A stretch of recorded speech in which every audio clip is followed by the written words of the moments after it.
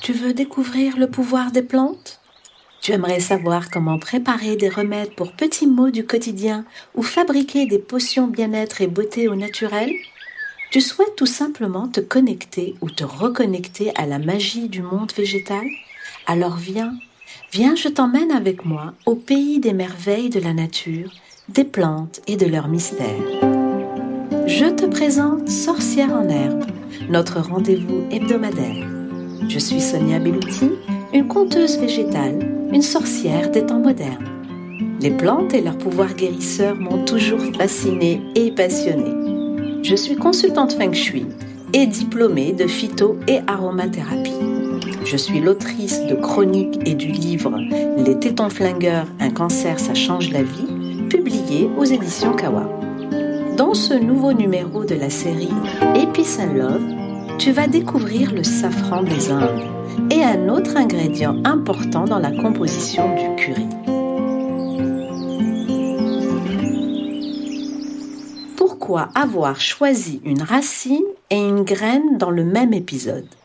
Parce que ces deux épices entrent dans la composition du curry et parce qu'elles appartiennent à la même famille botanique des Ingiberaceae. Deux points communs qu'elles partagent aussi avec le gingembre. Le curcuma, ou safran des Indes, donne sa couleur jaune caractéristique au curry. Un mélange d'épices indispensable dans la cuisine indienne et réunionnaise. Ce mélange d'épices apporte arôme et ses propriétés conservatrices aux aliments.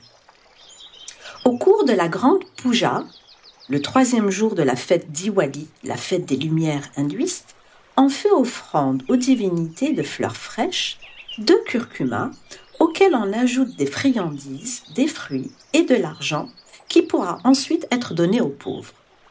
En Birmanie, on considère que l'univers est sorti de la plante de curcuma. Et dans certaines ethnies des îles Pacifiques, on attribue au curcuma des pouvoirs magiques pour éloigner les mauvais esprits. C'est aussi un colorant fort prisé pour teindre en jaune ocre les tissus et tenues des moines bouddhistes. Le curcuma vient du nom arabe kolkom. La plante viendrait des Indes via le Yémen. Comme pour le gingembre, on va utiliser la racine ou rhizome.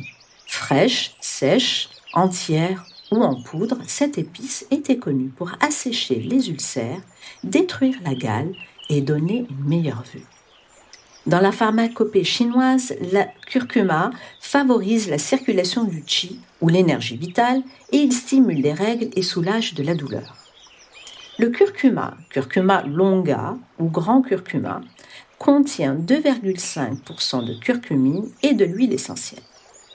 On lui connaît de nos jours des propriétés cholérétiques et protecteurs du foie, des notions que j'ai largement abordées dans les épisodes 7, 8 et 9 de la saison 1. Je t'invite donc à réécouter la série Les gens de bon foie se font plus de bile de ce podcast. Les extraits hydroalcooliques de curcuma ou la macération de curcuma dans l'alcool ont un effet bénéfique sur le cholestérol et sur les ulcères. Il est cicatrisant et anti-inflammatoire, sans doute la propriété la plus connue de cette racine aromatique. De nombreux travaux vont aussi dans le sens de vertus anticancéreuses du curcuma en prévention. Et les pouvoirs antioxydants de la curcumine seraient plus puissants que ceux de la vitamine E. Cette épice est traditionnellement indiquée pour les troubles digestifs, dyspeptiques et pour son action anti-inflammatoire. On peut prendre de 1 à 5 grammes par jour de poudre de rhizome ou de gélules de curcuma, idéalement mélangée à de la poudre de gingembre ou à une toute petite pincée de poivre noir pour une assimilation optimale de la curcumine. Tu trouveras d'ailleurs sur mon compte Instagram Magie Verte Sorcière en herbe un rituel matinal à base de curcuma à réaliser avec un extracteur ou une centrifugeuse. L'huile essentielle de curcuma ne contient pas de curcumine et elle est majoritairement composée de tumérone, soit 60% de cétone, qui rend l'usage de cette huile essentielle délicat compte tenu de la propriété neurotoxique et abortive des cétones. Très intéressante comme anti-rides, anti-âge et cicatrisante de la peau. Sur le plan énergétique, cette huile essentielle ouvre le regard, fait prendre conscience de ses actions et rend le jugement de ses relations sociales plus objectif. En Ayurveda, cette huile essentielle est associée au chakra du plexus solaire. En inhalation ou diluée en massage sur la région du plexus, elle permet de ne pas s'encombrer de futilité et de se concentrer sur les vraies valeurs. Tout un programme. Le curcuma est contre-indiqué en cas d'occlusion biliaire. Il ne faut pas prendre de curcuma non plus en cas de traitement pour des problèmes de coagulation.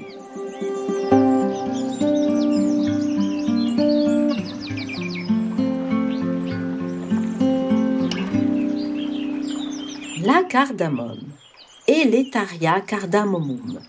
Bien que ce soit de la même famille botanique que le curcuma et le gingembre, ce n'est pas son rhizome ou sa racine que l'on va utiliser, mais son fruit qui ressemble bien à une graine et que l'on appelle en botanique akène. Le fruit est une capsule allongée de couleur vert tendre, s'ouvrant sur 3 compartiments et renfermant une dizaine de graines. La graine est dotée d'un pouvoir aromatique très intense. Une seule graine d'épices de cardamome peut aromatiser jusqu'à 1 kg de mets et d'aliments.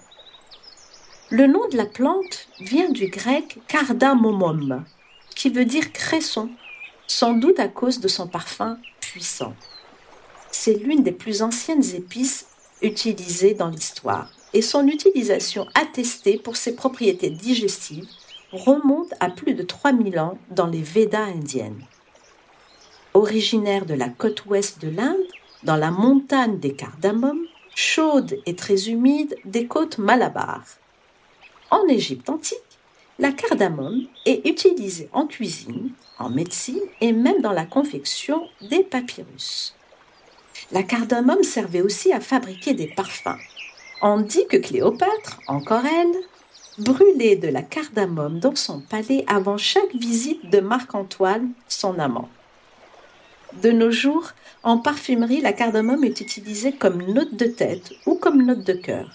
Son odeur anisée, boisée, poivrée et légèrement camphrée donne une senteur fraîche et épicée qui peut bien se marier dans la composition de parfums boisés ou orientaux, comme des parfums plus frais, les hespéridés. Digestive, tonique, un grain de cardamome mâché après les repas faciliterait la digestion et enlève l'odeur de l'ail. Tu connais peut-être le chewing-gum indien, le paan masala, un mélange rafraîchissant et digestif d'épices, de graines et de sucre à croquer et à mâcher que l'on sert après les repas dans les restaurants indiens. Je trouve cette tradition délicate et intéressante. Dans les traditions orientales et africaines, on aromatise le café et le thé avec quelques grains de cardamome. En Europe, cette épice est très présente dans les boissons, les sauces, les viandes et la charcuterie, ainsi que les pâtisseries. Douce et polyvalente, la cardamome est un remède de choix pour les troubles digestifs, aussi bien pour les adultes que pour les enfants à partir de 3 ans. On peut prendre de la cardamome dans un plat ou en mâchant directement la graine ou en décoction. Pas plus de 1,5 g de cardamome d'épices par jour. Pour préparer une décoction, on met 4 ou 5 graines dans une tasse d'eau très chaude qu'on laisse infuser 5 minutes. On prend cette décoction pour soulager la nausée, les lenteurs digestives, le reflux gastrique, la constipation, les gaz et les ballonnements. L'huile essentielle de cardamome est obtenue par distillation de la graine et elle est expectorante, tonique, digestive et antiparasitaire. On l'utilise par voie cutanée diluée, 4 à 5 gouttes dans une cuillère à soupe d'huile végétale qu'on applique sur l'abdomen. Par inhalation aussi, sur un mouchoir, elle permet de déboucher le nez. Ou en diffusion atmosphérique pour ses propriétés énergétiques. Car l'huile essentielle de cardamome lutte contre l'impatience active le chakra de la gorge, du plexus solaire et du cœur. Elle aide à prendre des décisions réfléchies, mais dans la joie. L'huile essentielle de cardamome est contre-indiquée par usage interne. Et la cardamome peut devenir toxique à partir de 5 grammes de poudre d'épices prise par jour. Il n'y a aucune interaction médicamenteuse connue à la cardamome.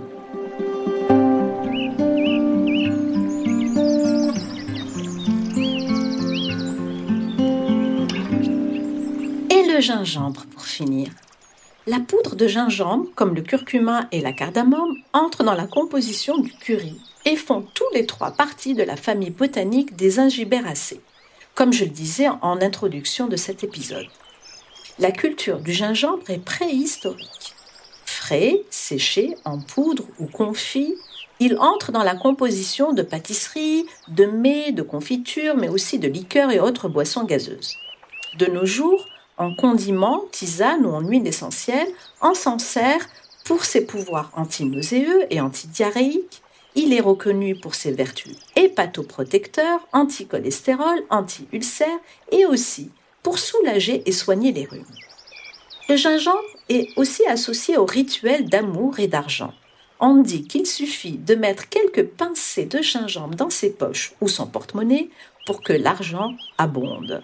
L'huile essentielle de gingembre est réchauffante et elle est indiquée en cas de douleurs articulaires et peut soulager les douleurs de fibromyalgie. Sur le plan énergétique, l'huile essentielle de gingembre apporte une vision globale, une meilleure compréhension et perception de ce qui est. Elle dissout les blocages et les rigidités. L'huile essentielle soigne les rancœurs et fait place à l'optimisme. C'est une huile essentielle du chakra solaire, en diffusion atmosphérique ou en inhalation sèche, 2 gouttes sur un mouchoir à respirer, elle aide à la méditation. En inhalation toujours, elle soulage aussi des nausées. Pour aller plus loin et en apprendre plus sur le gingembre, je t'invite à découvrir ou réécouter l'épisode 8 de la série « Les gens de bonne foi se font plus de bile » de la saison 1. Je rappelle que ces informations ne peuvent se substituer à un avis auprès d'un professionnel de santé. Il ne s'agit que d'astuces pour petits mots du quotidien et dans tous les cas, il faut demander conseil à son médecin ou à son pharmacien. Si tu as aimé ce rendez-vous, si tu souhaites ne manquer aucun des prochains épisodes, alors abonne-toi gratuitement à la newsletter de Sorcières en Herbe et à la plateforme d'écoute de ton choix. Tu peux aussi me suivre sur mon compte Insta Magie Verte Sorcière en Herbe. Tu y trouveras plein de recettes et de rituels à base de plantes que tu peux partager autour de toi, bien sûr. Je te donne rendez-vous la semaine prochaine pour découvrir d'autres épices. À vendredi!